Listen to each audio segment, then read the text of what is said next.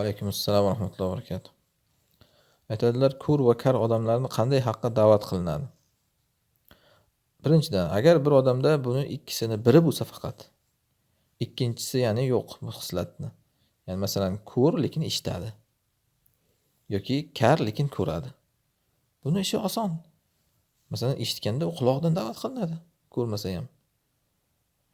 Tushunadi-ku.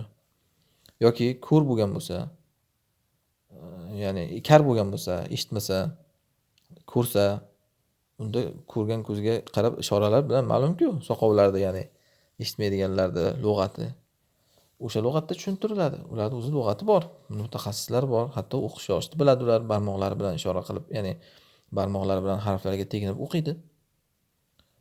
Muhimi ya'ni biri bo'lsa bu a'zolarining ko'zi yoki qulog'i. Buni ishi oson, unga o'rgatilinadi. Lekin agar ikkisi ham yo'q bo'lsa, ham ko'r, ham kar bir odam ya'ni.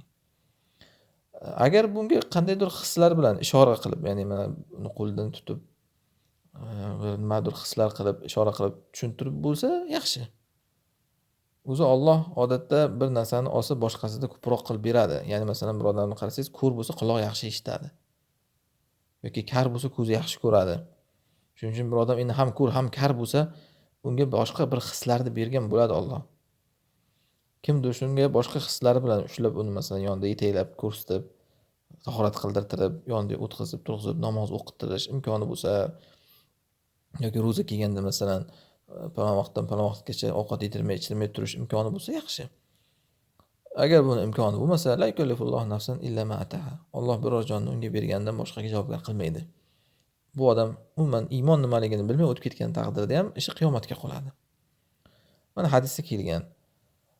Arba'atun yudluna bi hujjatihim yawmal qiyamah. 4 toifa bor, qiyomat kunida hujjat keltiradi Alloh taolaga borib. Ya'ni o'zini uzrini aytadi. Shulardan biri mana kar odam deyilgan. U aytadiki, ey Robbim, menga din kelganda men hech narsani eshitmadim men deydi. Keyin o'sha 4 xil toifa aytilgan, o'shanda mana shularni qiyomat kunida Alloh sinaydi. Ularga jahannamdan bir qism chiqadi, olov.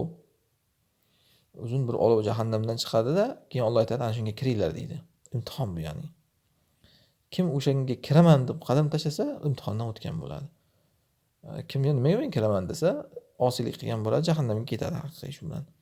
Muhimi demak, ularning ishi qiyomatda hal bo'ladi. Bu dunyoda tushuntirib bo'lmagan har qanday odamlar, jinnilar, mana shunaqangi toifalar, ular qiyomatda bo'ladi ishi.